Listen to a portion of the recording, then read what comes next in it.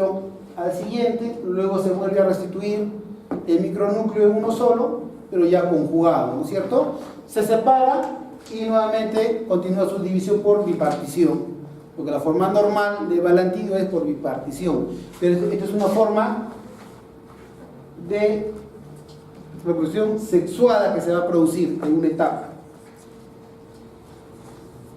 Esta simplemente es para el intercambio del material genético. Hasta ahí, ¿alguna pregunta a las generalidades de lo que son los protozoarios? Estamos viendo que son organismos unicelulares que tienen diversas formas de locomoción. Muchas veces también en alguna forma de clasificar se va a tomar esa forma: flagelares, ciliados, ameboideos, una forma también de poder hacer un tipo de clasificación. En algunos libros lo van a encontrar también bajo esa terminología. La otra es la forma básicamente de ubicación a nivel intestinal, a nivel tisular, la forma como se va a reproducir. Como toda célula eucariota, tiene membrana celular, citoplasma, organelas, que lo va a aparecer, por ejemplo, las células procariotas, con organelas, ¿no es cierto?, excepto algunas ribosomas. Membrana nuclear, núcleo, ¿no es cierto?, y la forma básicamente de desplazamiento o forma de cumplir su función biológica, ya sea de traslación, alimentación, reproducción, etc. ¿Qué hicimos en la primera clase?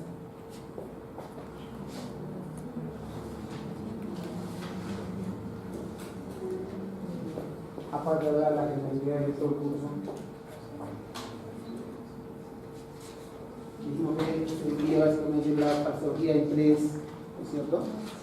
La primera, que es protozoarios, que es lo que estamos viendo en estas 6 clases que vamos a ver.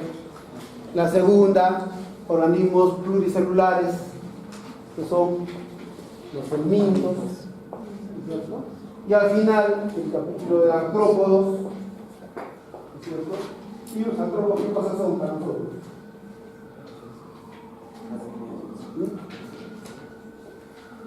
¿Qué cosas son?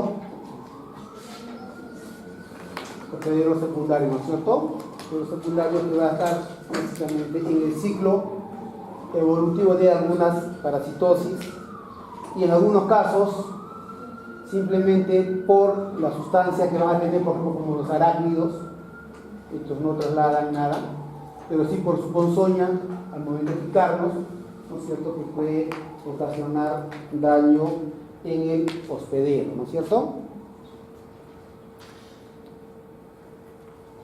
Vamos a hablar el día de hoy acerca del filum o del subreino de los protozoos, y vamos a hablar de los ameboideos.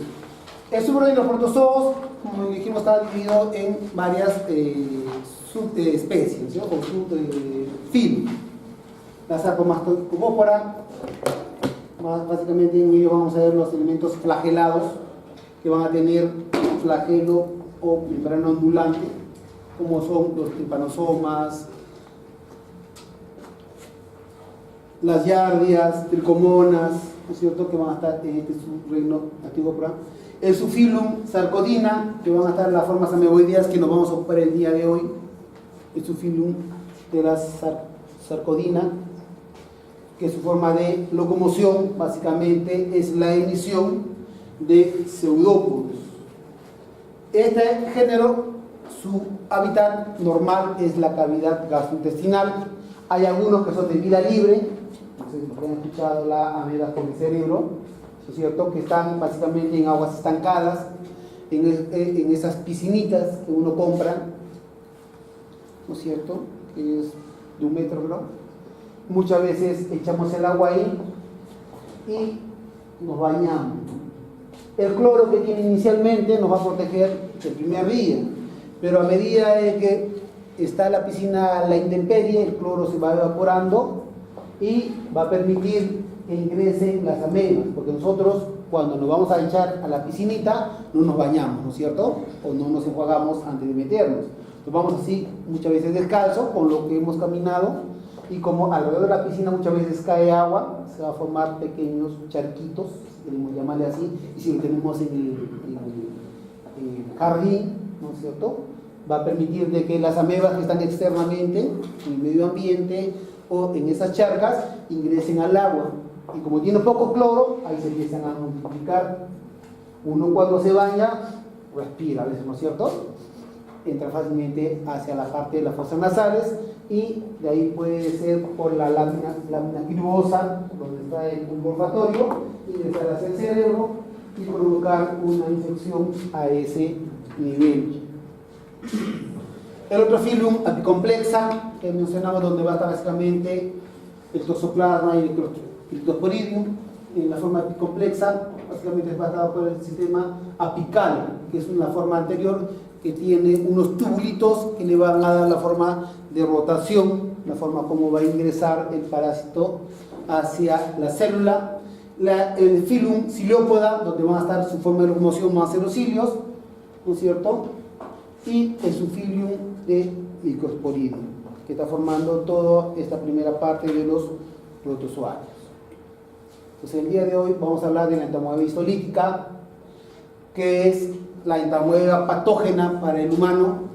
Entonces, hay dos variantes, la entamoeba coli y otras amebas que son de tipo comensal, que podemos tenerla, pero que generalmente no va a causar ninguna molestia en el hospedero, excepto en pacientes inmunodeprimidos, en donde sí vamos a ver que sí le va a causar molestias gastrointestinales.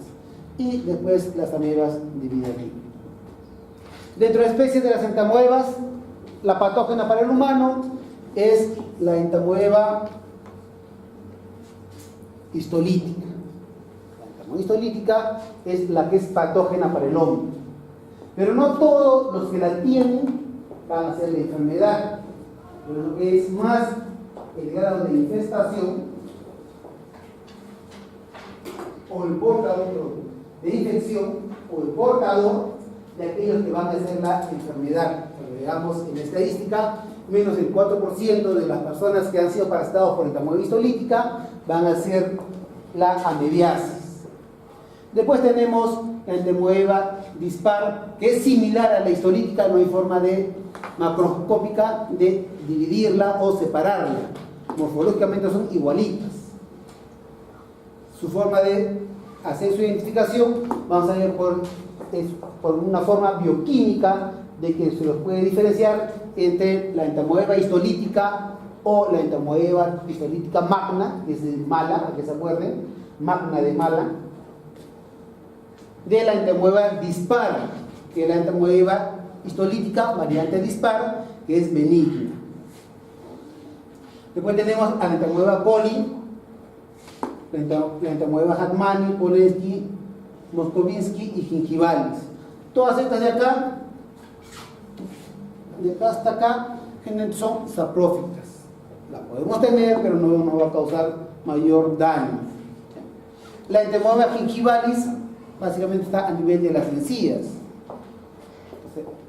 En gente que no tiene la costumbre de cepillarse o lavarse los dientes, ¿no es cierto?, puede haber presencia de esta entamoeba gingivalis y provocar alteración de las encías a ese nivel. Yo, el tiempo que tengo en el laboratorio, no he visto nunca una entamoeba gingivalis. Sí he visto las demás, gingivalis no, pero hay reportes de que se presentan. La presencia de este trofozoito a nivel gastrointestinal va a provocar la enfermedad de la amebiasis. Históricamente, Lodge en 1875 es en San Petersburgo, en Rusia, descubrió en un campesino la presencia de estas formas ameboideas. Era un campesino que presentaba una desintería de larga data y él observó que en la muestra de heces había presencia de estas entamoebas.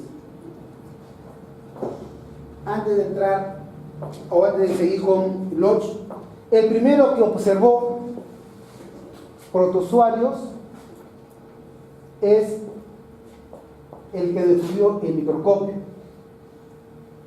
¿Cómo se llama el que descubrió el microscopio? Leeuwenhoek.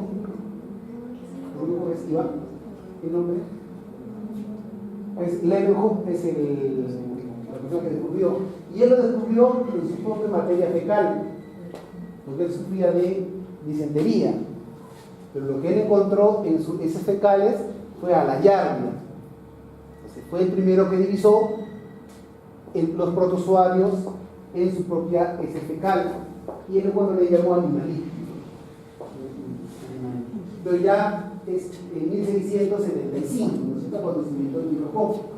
Ya miren, Koch en 1875 ya existía el microscopio y él observó en ese campesino que presentaba disentería crónicas, encontró esta estructura, esta ameba en sus heces.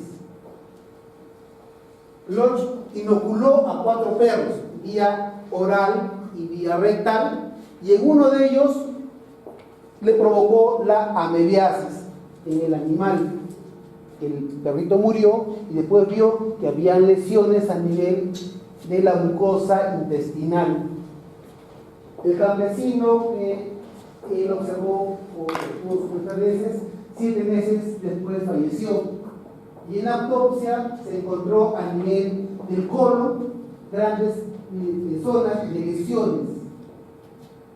Pero todavía no se asociaba con la presencia de este parásito con la enfermedad. Posteriormente, Koch, en 1813, revisando unas autopsias de unos pacientes que habían muerto por epidemia de cólera, él observó que a nivel de la submucosa se encontraba presencia de este tipo de amebas. También descubrió que a nivel del líquido o del absceso hepático, la presencia también de estas formas de amebas. Pero también dejó ahí nada más. 3 años después, Kartulis, que también,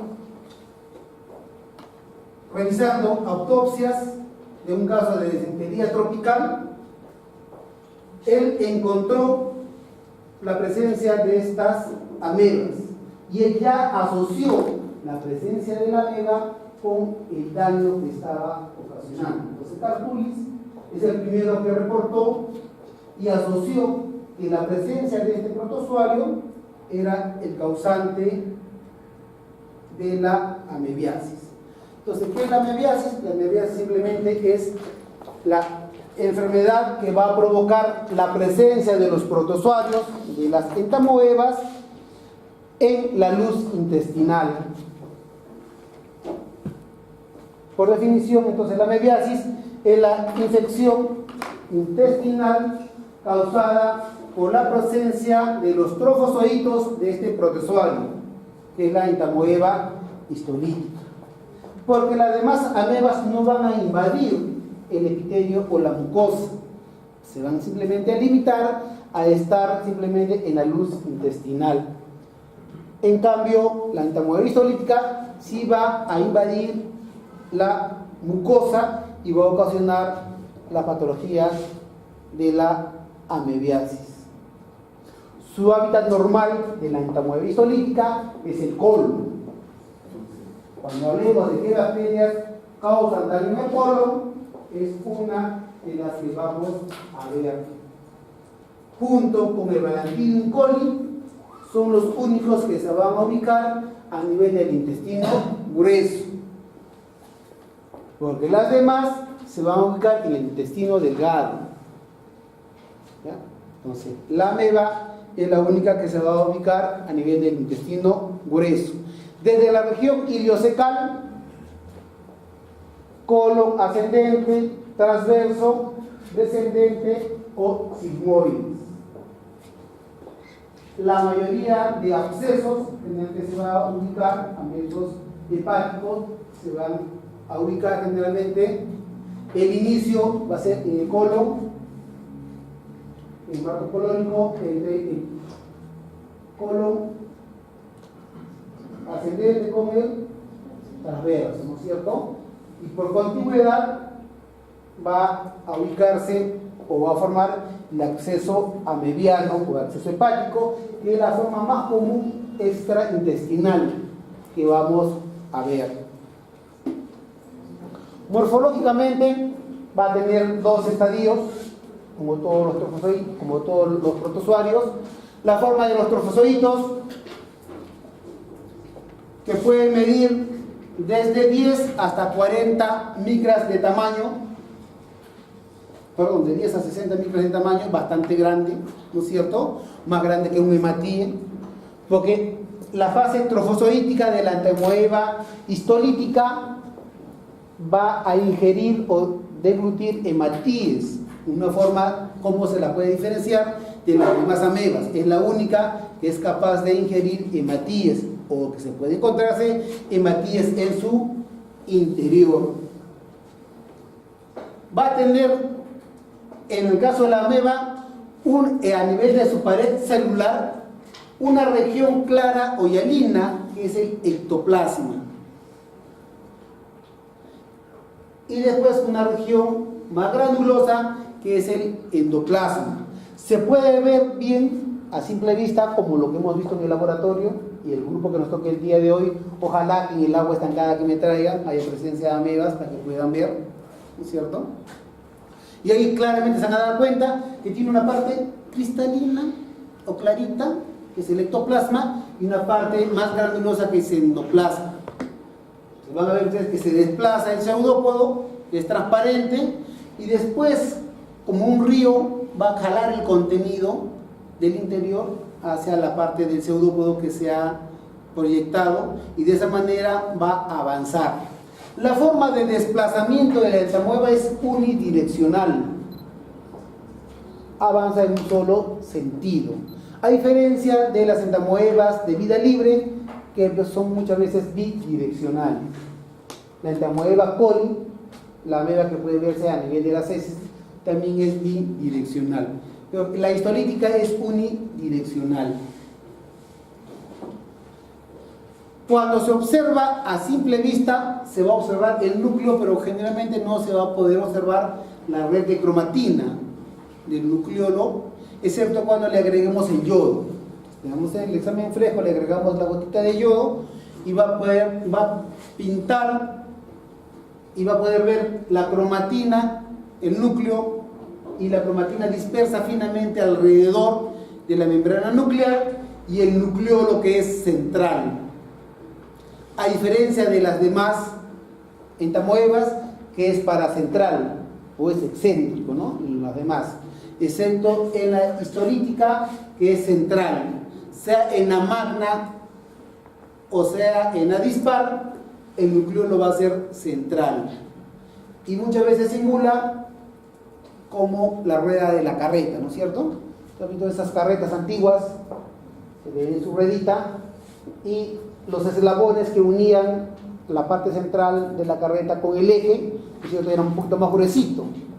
Esa parte gruesita vendría a ser la cromatina que ha sido dispersando, ¿no? Y con el eje central, la forma de rueda de carreta, dicen así los libros, ¿no es cierto? Entonces se puede observar. ¿Qué más tiene el trofozoito? Normalmente solamente va a tener un núcleo. Solamente va a presentar un núcleo, la fase trofozoítica, con el nucleolo puntiforme. Su forma de locomoción es por los pseudópodos, y ahí puede verse claramente el ectoplasma y el endoplasma, y con inclusiones citoplasmáticas, donde vamos a ver gránulos de almidón, vamos a ver hematíes en el interior de la forma trofozoítica. Cuando el medio externo le es adverso, va a haber una forma periquística. Entonces, si ustedes miran acá, la forma es irregular. Cuando lo veamos en el laboratorio, vamos a ver que es irregular, no tiene una forma definida. En cambio, en la forma quística, cuando empieza a condensarse la parte externa, va a ser ovoidea, redondita. ¿sí? Redondito. Entonces ya tiene la forma quística, tiene una forma definida. ¿Qué diferencia hay entre el trofosodito, la fase prequística y la fase quística? La cantidad de núcleos. La cantidad de núcleos no va a hacer la diferencia. Porque en la fase prequística, como proviene de un trofosodito, tiene un solo núcleo, ¿no es cierto? Se está condensándose en la parte externa, pero sigue teniendo un solo núcleo. Después se va a dividir el núcleo en 2, en 4. Porque la forma quística del trofosodito de la entamoeba histolítica solamente va a tener hasta 4 núcleos, no más. Yo encuentro 6 núcleos, ya no es histolítica, ya es cólica. Por eso es importante en el laboratorio mover el micrométrico para poder ver, como en la fase ameboidea es más plana, más alargada, ¿no es cierto? Está casi todo en un solo plano. En la fase quística se condensa la parte externa y ¿qué cosa va a hacer? Va a ser igualito como una esfera, ¿no es cierto? Entonces la esfera puede tener diversos niveles, por eso que hay que mover el micrométrico para poder ir mapeando y poder determinar qué cantidad de núcleos tiene en la forma quística, para poder determinar si es entamoeba histolítica o otro tipo de amebas. Entonces es importante, ¿no es cierto?, la forma. El quiste mide aproximadamente de 10 a 20 micras de tamaño. Vamos a ver que acá va a tener unas barras cromoidales, el cual es la forma de alimentación de la forma quística. Estas barras cromoidales. En algunos casos puede tener, eso especialmente en el prequiste, una burbuja o una vacuola de almidón, que con el yodo puede pintarse de color amarillo a rojizo, que también le sirve de fuente de alimentación. Entonces la forma quística es la forma de resistencia, la forma como puede persistir en medio externo, y la forma de salida también del organismo. Va a presentar de 2 a 4 núcleos, la forma quística, con nucleolo puntiforme a nivel central y dispersión de la cromatina, sea tanto en el trofosodito como en la forma quística, va a presentar la misma forma del núcleo, que es lo que nos va a ayudar después a la identificación. Los barras cromotoidales y la membrana externa. La membrana externa, ¿de qué naturaleza es?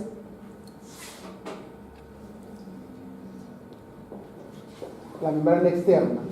¿Por qué va a estar formado? ¿Qué es lo que se va a condensar? Pregunta de examen, ¿ya? Ahora no le voy a decir a propósito, porque ya lo mencioné. Loriga, ¿pero por qué está formado?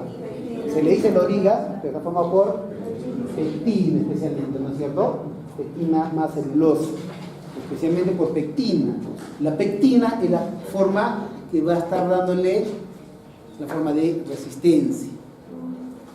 Acá tenemos a la morfología de la entamoeba, la forma activa, la forma trofozoítica. Acá está por la inclusión de sus pseudópodos, ¿no es cierto?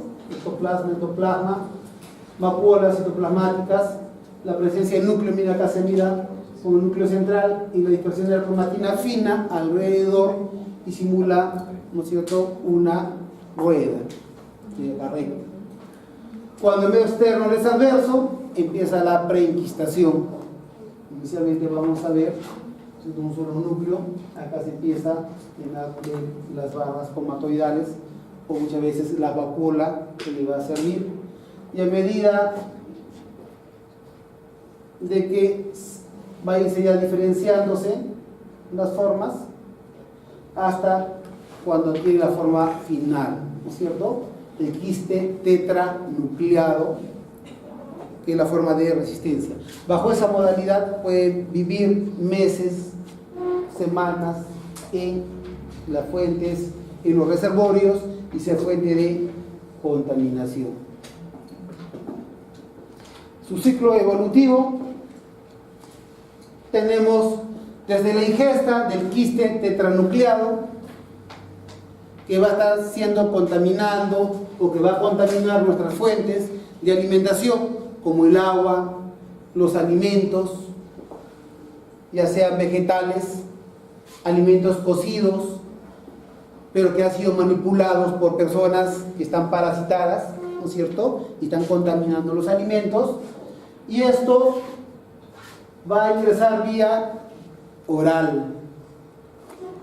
Los quistes van a ingresar vía oral a nivel del tubo digestivo por acción de los ácidos, van a reblandecer la pectina o la cubierta externa del quiste. Esta cubierta externa del quiste, cuando pasa a la parte intestinal por acción de los jugos gástricos, por acción de la bilis, las enzimas pancreáticas, van a terminar de romper la cubierta externa y dar origen a un trofozoito. Inicialmente el trofozoito tenía 4 núcleos, ¿no es cierto?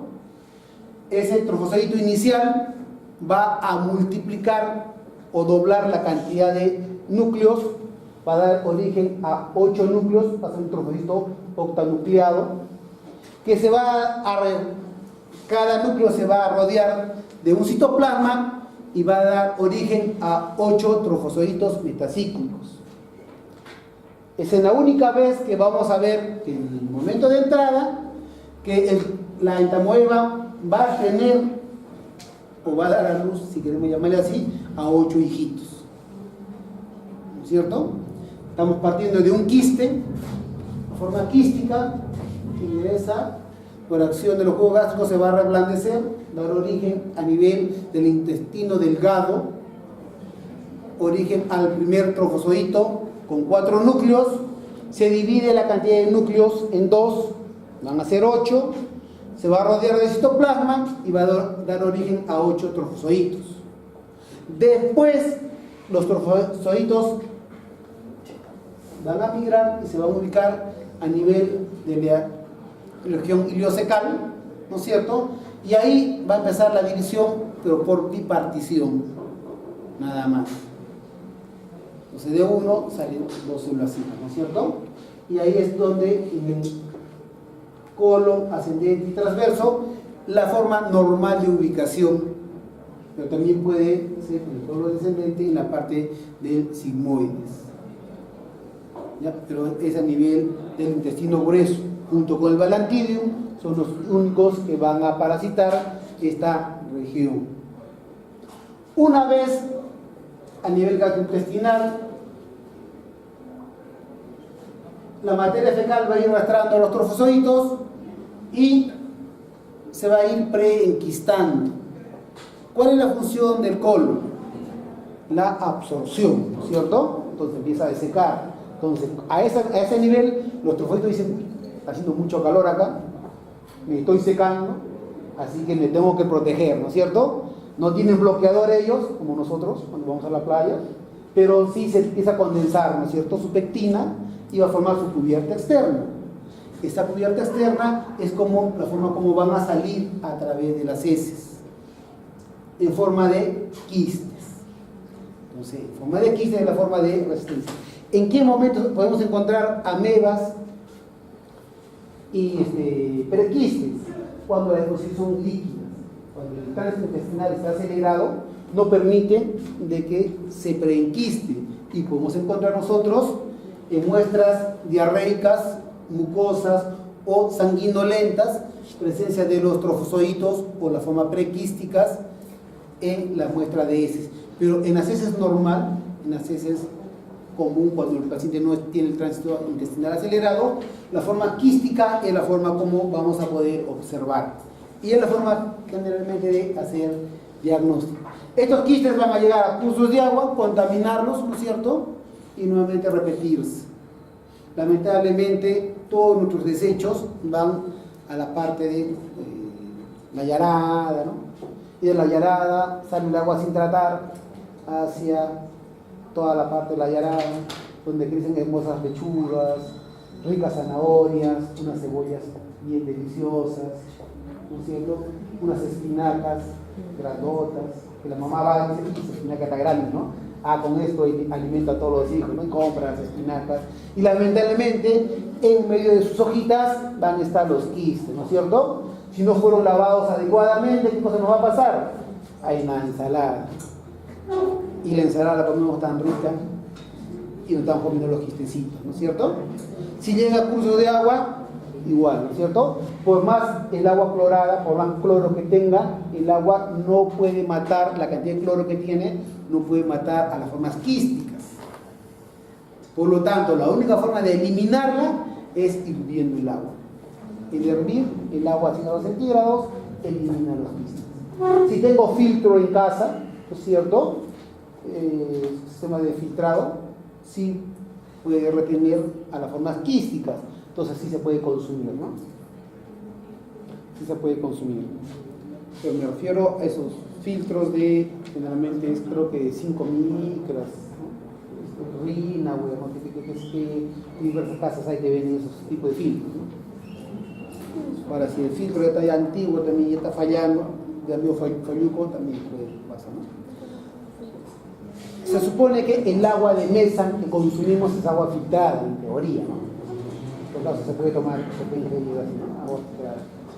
Pero hay muchas aguas que son de tipo artesanal, que dicen acá de Chucuchuco, no sé si el agua de Chucuchuco será filtrada, porque hay algunas que dicen, no, pero es agua, viene de hielo, dicen, ¿no? Mejor la embotellamos nada más. Entonces, es importante que sea agua filtrada, ¿cierto? Para que podamos consumir. La epidemiología. Es una enfermedad cosmopolita, ampliamente distribuido a nivel mundial. Generalmente tiene mayor prevalencia en lugares o en países tropicales o subdesarrollados. Países tropicales y países subdesarrollados. Siendo la incidencia en estos países subdesarrollados, miren, hasta un 60% de prevalencia de ese tipo de parasitosis. En cambio, en los países desarrollados, 0.8%. El reporte a nivel de Perú es generalmente 1.2%. En teoría, como país desarrollado. En teoría, ¿por qué? Porque es un subregistro, porque no se registran todas las parasitosis. Acuérdense, la mayoría de estas enfermedades son asintomáticas. Entonces, hay muchos que vamos a estar infectados, ¿no es cierto? Pero que no desarrollamos la enfermedad. Y como no desarrollamos la enfermedad, no nos hacemos ver. Cuando nos enteramos, cuando nos hacen un examen de heces y nos enteramos que estamos infectados con este tipo de parasitosis. Entonces, la prevalencia va a depender también del grado de desarrollo del país. Un país educado, un país donde toda la gente consume agua hervida, alimentos cocidos, ¿no es cierto? Las personas que manipulan los alimentos se hacen sus exámenes parasitarios para el descarte de que son portadores de la enfermedad y que transmitan la enfermedad al momento de preparar los alimentos. Si vamos al baño y nos lavamos las manos después de salir del baño, y si yo preparo alimentos me pongo guantes, ¿no es cierto? Estoy evitando la contaminación. Los países que tienen un nivel cultural más desarrollado, en ellos se va a presentar una prevalencia menor. En países poco desarrollados, donde no hay un buen sistema de agua, no hay un buen sistema de alcantarillado, de eliminación de las excretas, ¿no es cierto?, donde hay presencia de vectores, donde hay presencia de manipuladores de alimentos sin ningún tipo de revisión, ¿no es cierto?, en ellos la prevalencia va a ser mayor.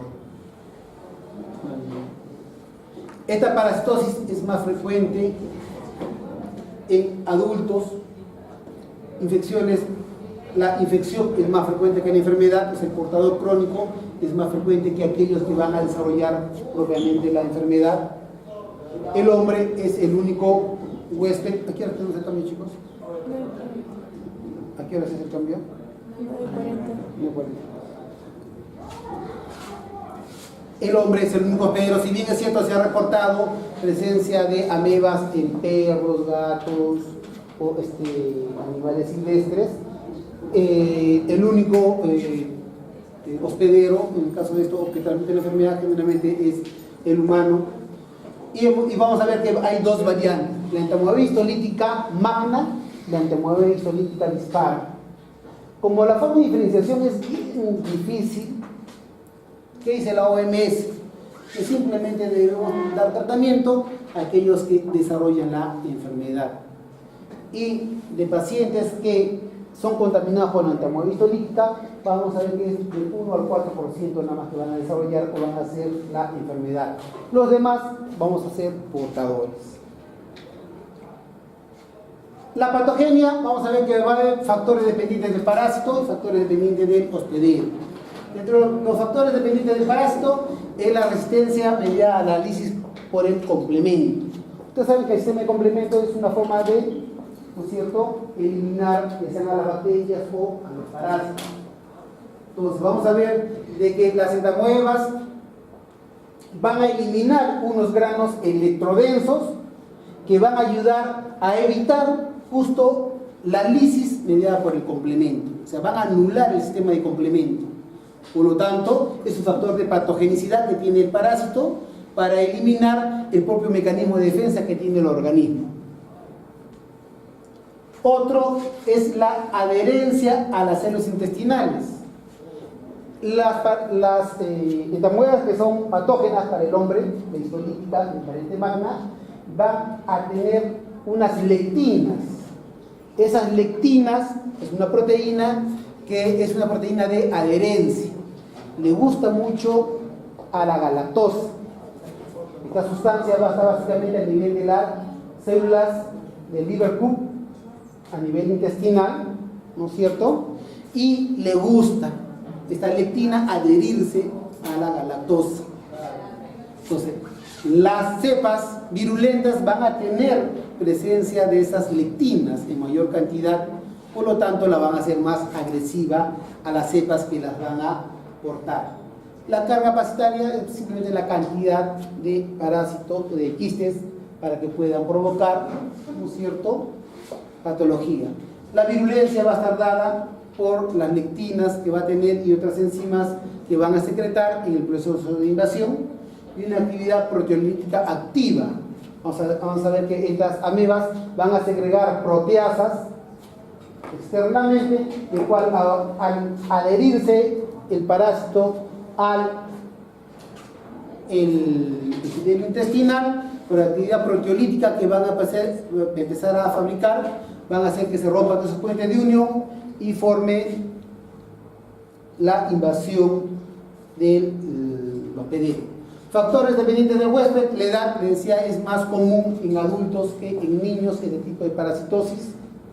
El estado nutritivo, obvio que una persona desnutrida va a tener menor sistema de defensa, inmunoglobulina A en menor cantidad, y la inmunoglobulina A es una proteína que nos va a defender.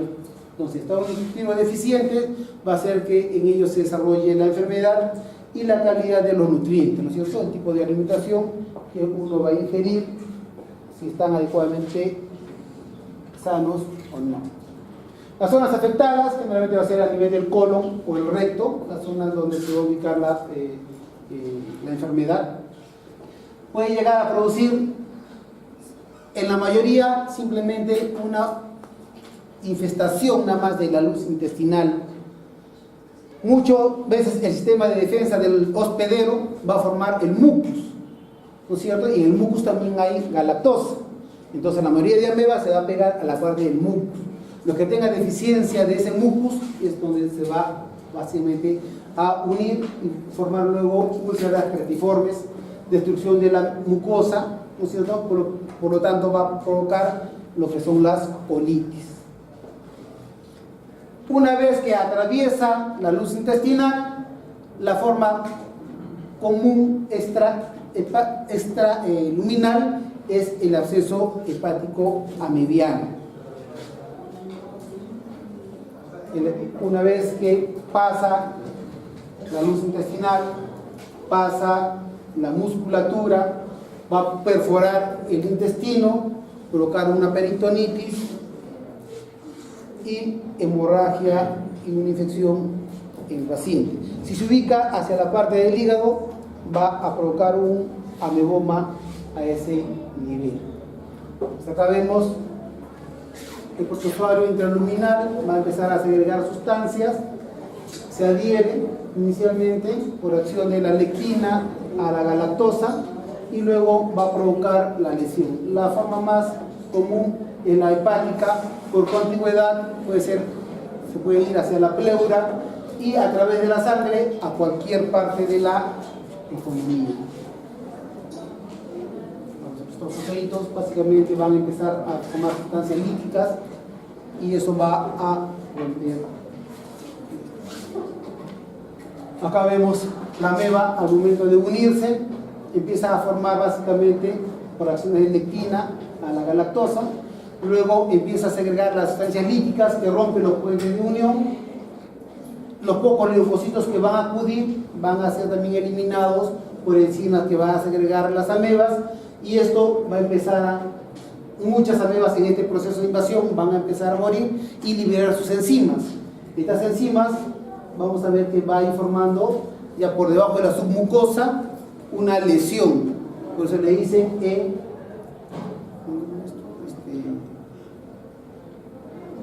botón de camisa, ¿no? Un botón de camisa, ¿se dan cuenta? Entonces esto por debajo de la submucosa va a formar grandes áreas las cuales van a provocar la necrosis del epitelio. Acá tengo el mismo, ¿cierto? En la lesión. Acá está la presencia de las amebas. Ya en la región ya había destruida del epitelio. Acá simplemente es una endoscopía, donde se forma ya las lesiones hemorrágicas. Es una colonoscopía. Otros exámenes útiles para el diagnóstico, la colonoscopía, el gastroenterólogo puede observar las lesiones a ese nivel, radiografía de abdomen, biopsias o estudios radiológicos como la tomografía, la ecografía y luego por la presencia en el suero, la presencia de los anticuerpos. Acá es un tejido de una lesión. El escáner. Sintomatología. 95 son portadores asintomáticos. O sea, el 95% que tienen la entomoebis histolítica van a ser asintomáticos. ¿Quiénes van a ser qué porcentaje sería? El 5%, ¿no es cierto? Que van a presentar sintomatología. Otros tienen amebiasis invasora, pero con o sin síntomas. Puede pasar uno de ser un portador de la ameba, pero baja mi sistema de defensa y ¡pum! Hago la enfermedad. Puede pasar de ser portador crónico a activo, ¿no es cierto? Con una enfermedad aguda. Los pacientes asintomáticos pueden ser agudos o crónicos dependiendo. La amebiasis intestinal es la más frecuente, de forma más aguda, donde va a producir una rectocolitis invasiva. ¿Cómo van a ser las deposiciones? Líquidas con presencia de sangre, así medio achocolatado. De 2 a 6 semanas tras la ingestión de los quistes. Generalmente va a presentar una disentería de 10 a 12 deposiciones por día. Cada rato está yendo al baño, con sangre y moco. Y en esos pacientes que están haciendo la amebiasis intestinal, va a sumarse, aparte de las deposiciones, la fiebre. Fiebres altas. En algunos casos puede provocar una disentería fulminante. Y las complicaciones en la perforación, el ameboma, la obstrucción intestinal, la apendicitis, etc. Las formas crónicas, ¿cómo van cruzando? Con periodos de diarrea y alternados con constipación o con estreñimiento. Entonces, son aquellas personas de que su sistema inmune baja, disminuye, se vuelve a activar, pero nuevamente por la alimentación vuelve nuevamente el sistema a atacar a las amebas y nuevamente uno pasa de diarreas a constipación, diarrea a constipación. Y es la forma crónica, pero generalmente va constituido a nivel solamente gastrointestinal. Se va a limitar a ese nivel. Las formas más hepáticas, el 95% generalmente va a ser por continuidad hacia la parte de hígado. Diagnóstico, básicamente a nivel de laboratorio, lo que vamos a ver nosotros, ya sea en los métodos directos, la presencia de los trofozoitos o las formas de los quistes a nivel de las heces, dependiendo si son heces mucosalindolentas, formas trofozoíticas vamos a encontrar, pero normalmente en las heces formadas, la forma quiste característica. La forma de los exámenes parasitarios ya lo vamos a explicar en la siguiente clase en parasitología, ya sea por todos nuestros métodos. Acá es la forma como vamos a ver el examen directo, la forma del quiste, y acá ya con el yodo, donde nos va a permitir ver la cantidad de núcleos. Bueno, esta con el yodo, dependiendo de la cantidad de núcleos, nos va a permitir después determinar de qué especie se trata. Importante, ahí puede decir el móvil micrométrico para poder observar.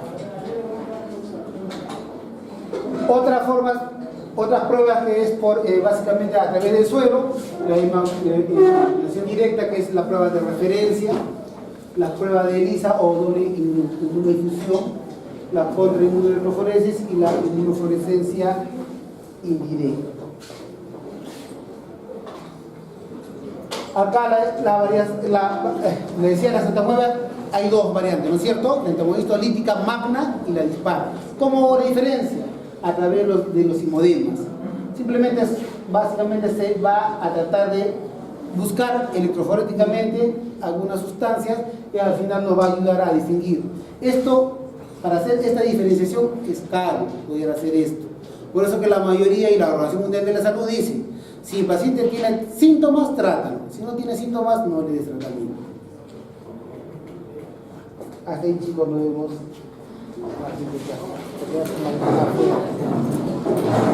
Para poder aquí de medir el pie.